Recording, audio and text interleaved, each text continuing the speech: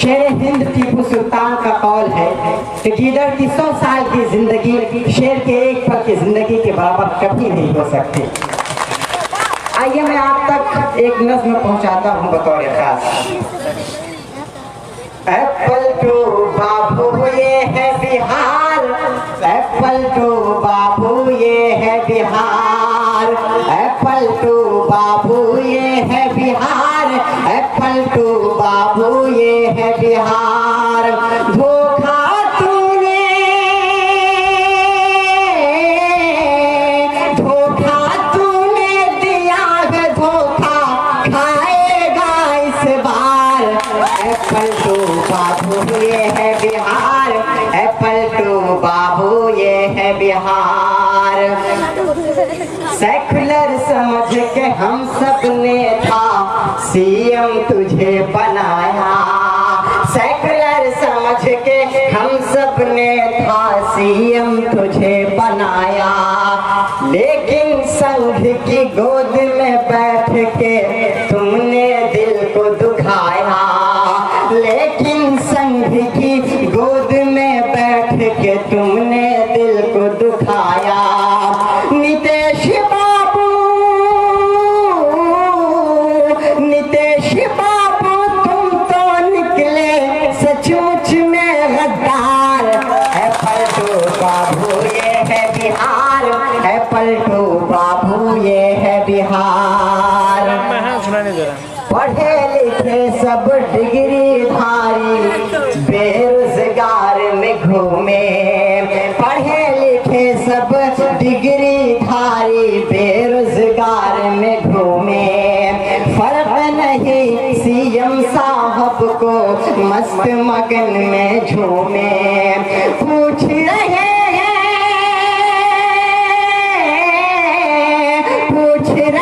हैं युवा हमारे कहाँ पे है रोजगार। एप्पल टू बाबू ये है बिहार, एप्पल टू बाबू ये है बिहार। दर्द किसान और मजदूरों का कभी न तुमने समझा, दर्द किसान और मजदूरों का कभी न तुमने समझा। धर्म की आड़ में तुमने यहाँ पे जड़ा नया शिकंजा, धर्म की आड़ में तुमने यहाँ पे जड़ा नया शिकंजा, धर्म की आड़ में तुमने यहाँ पे जड़ा नया शिकंजा। दलित मुसलमानों पे हुआ है बेहद अत्याचार।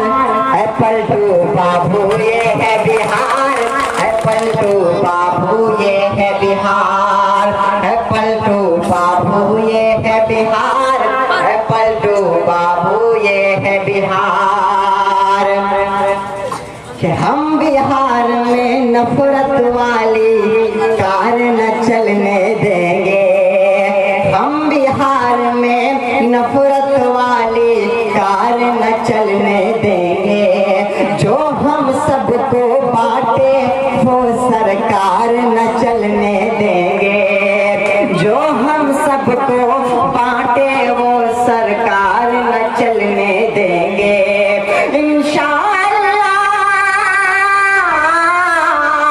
इंशाअल्लाह जदयू का वो होगा बनता धार। एप्पल टू बाबू ये है बिहार, एप्पल टू बाबू ये है बिहार, एप्पल टू बाबू ये है बिहार, एप्पल टू बाबू ये है बिहार। कोचा धामन वालों, आप लोग बहुत खुशनसीब हैं कि आपको अलहाज हाजी इजहार अशरी जैसा एक अजीम रहनुमा मिला है जो आपके अधिकार की लड़ाई सिर्फ कोचा धामन ही में नहीं बल्कि पटना से लेकर दिल्ली तक आपके लिए हक की लड़ाई लड़ेंगे और आपके क्षेत्र को रोशन करेंगे। इसलिए कोचा धामन के साथियों से गुजारिश है कि इस बार अलहाज हाजी इजहार अशरी साहब को जिताकर जनाब असदुद्दीन ओवैसी साहब के हाथों को मजबूत करें। 4 मिसरे आप तक और पहुंचाता हूं बतौर खास। सामने जालिमों के झुकाऊं मैं सर, सामने जालिमों के झुकाऊं मैं सर। इतना कमजोर तो मेरा ईमान नहीं, इतना कमजोर तो मेरा ईमान नहीं। नोट के बदले जो वोट को बेच दे, नोट के बदले जो वोट को बेच दे, वो कोई और होगा मुसलमान नहीं, वो कोई और होगा मुसलमान नहीं। अस्सलाम वालेकुम। पिछले 5 साल का हिसाब लीजिए। मिल्लत इस्लामिया लहू लुहान है। 80 से ज्यादा हमारे नौजवानों को जानवर के नाम पर जानवरों की तरह कत्ल किया जा चुका है और कातिलों को फूल माला डालने वालों का साथ दी है ये नीतीश की सरकार। मैं आपकी पड़ोस इस्लामपुर के एक शहीद भाई अफरोजुल के गम में आपको शामिल करता चलूंगा। क्या कसूर था, क्या कसूर है कि यहाँ का नौजवान अपना घर पालने के लिए इलाका छोड़कर बाहर जाता है और काम करता है, क्या ये उसका कसूर है? अफरोजुल इस्लामपुर का रहने वाला राजस्थान काम करने के लिए गया था। 6-7 साल वो काम करता रहा, अपना घर पालता रहा, काम करता रहा, अपने घर में रोटी खिलाता रहा, काम करता रहा, बहनों और भाइयों की शादी करता रहा। लेकिन जब कुछ वक्त अच्छा आया, उसके साथ वो अफसोसनाक वाकया पेश आया जिसके बारे में आपको मेरे को जानना और उसका बदला लेना बहुत जरूरी। शंभुदास नामी एक गौरक्षक हिंदू आतंकवादी अफरोजुल को ये कहकर अपने घर ले जाता है कि तुझे मजदूरी देनी है। घर के पिछले खुले हिस्से में ले जाता है, कुल्हाड़ी से उस पर वार करता है। 2-3 वार करने के बाद जब अफरोजुल जमीन पर गिरकर तड़प रहा होता है, पेट्रोल डालकर उसको आग लगा देता है। ये वीडियो वायरल हुआ, आप में से किसी ने देखा है? भूल गए प्रोग्राम है।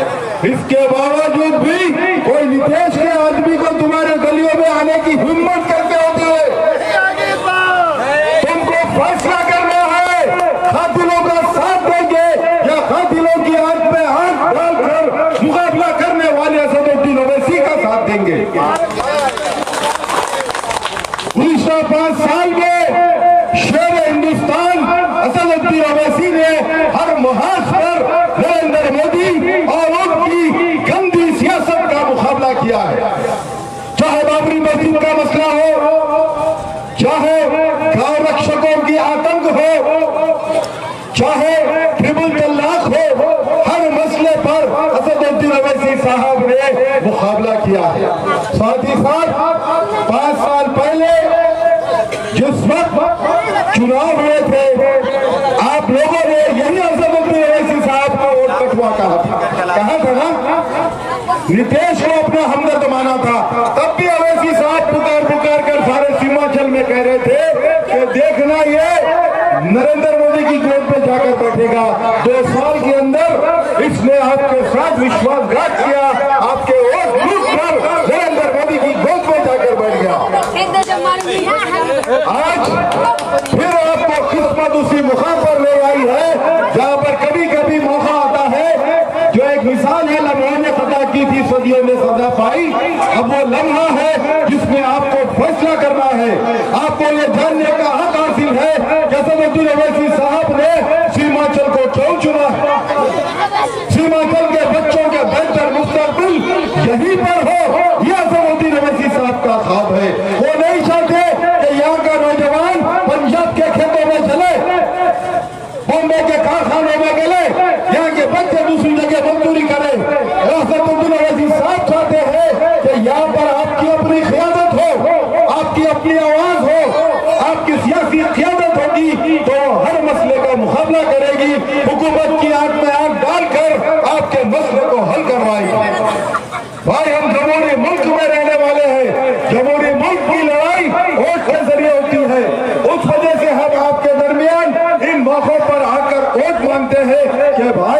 अपने हक का इस्तेमाल कीजिए। वोट के जब आप वोट डालने जाएंगे, यहाँ के हर मजलूम अखलाक से लेकर पहलू खान, अफरोजुल से लेकर परवेज अंसारी, सबको उनके घर वालों का एक बार ख्याल कर लेना कि किस वजह से आखिर उनका कसूर क्या था। लोगों ने गलती की थी जिसकी सजा यह मिली है कि ये खूनखार सरकार हम पर मुसल्लत है। इस मौके पर मैं आपसे दरखास्त करूंगा, एक और सीएए एनआरसी की तलवार भी लटक रही है आपके सर पर। पहले सही गुर्बत के मारे आप लोग, आपको बीजेपी वाले घुसपैठिए कहते हैं, बांग्लादेशी घुसपैठिए कहते हैं ना। कैसे मुकाबला करेंगे? क्या आप नहीं चाहते कि जो अधिकारी आपसे कागज पत्र पूछना है तो उसका सामना सबसे पहले हाजी साहब से हो? नहीं चाहते हैं कि जब कोई अधिकारी आपके पास आपका कागज पत्र पूछने आए तो वो पहले असदुद्दीन ओवैसी साहब को जवाब दे? तो मेरे भाई, इस दावत फिक्र को अपने साथ लेकर जाइए। ये मामूली चुनाव नहीं है। आपको, मेरे को, हमारे हरदीन अजीज एमपी इम्तियाज जलील साहब को भी सुनना है। मेरी तरफ से आपसे मेरी बामों से दरखास्त है, अहम चुनाव है, और के साथ साथ दुआओं से भी मजलिस इत्तेहादुल मुस्लिमीन को नवाजिए। सलाम अलैकुम। अब मैं हाजी इज़हार रश्मी साहब मुअज़्ज़िज़ उम्मीदवार हल्के कोचा दामन से दरखास्त करूंगा कि आपको खिताब करें।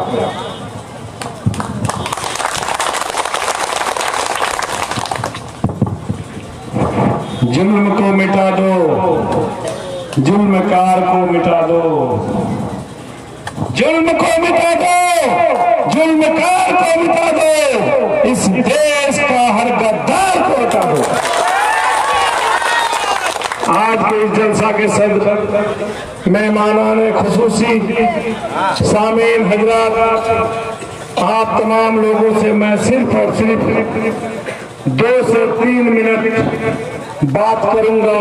फिर आपके मेहमान खुसूसी जो अभी आपके कोचा भवन विधानसभा में मिसाइल के रूप में आए हैं, उसको पेश करने जा रहा हूं। आप तमाम लोग अगर जरूर कहीं हैं तो सामने आ जाइए मिसाइल का मार देखने के लिए। दोस्तों, मैं अपना एक दर्द सुनाना चाहता हूं कि आज के नेता यहाँ पर कितनी कितनी बातों को उलझा कर हम लोगों को रखना चाहता है। हम जब इलेक्शन लड़ने के लिए तैयार हुए तो कुछ लोगों को खुजली लग रहा है, कुछ लोगों को परेशानी धर रही है। बताइए साहब, जब नोटबंदी हुआ तो उसका आवाज कौन उठाया? इजहार रश्मी।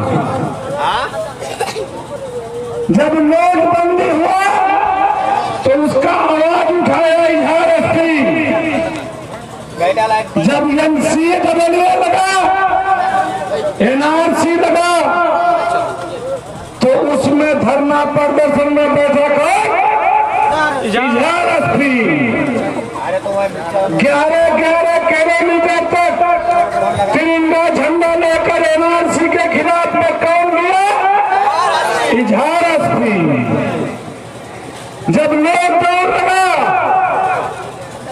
तो बच्चे जो लोगों को बाहर से कटिहार में उतरा, किशनगंज का रेल बंद कर दिया सरकार, तो किशनगंज का रेलवे स्टेशन खोलने के लिए प्रशासन से बात कौन किया? इजहार रश्मी। जब कटिहार में हमारे बच्चों को, हमारे भाई को ट्रेन से लाकर दिल्ली मेरठ से उतारा, भागलपुर में उतारा, पटना में उतारा, वहां से गाड़ी भेजकर कौन लाया? इजहार रश्मी।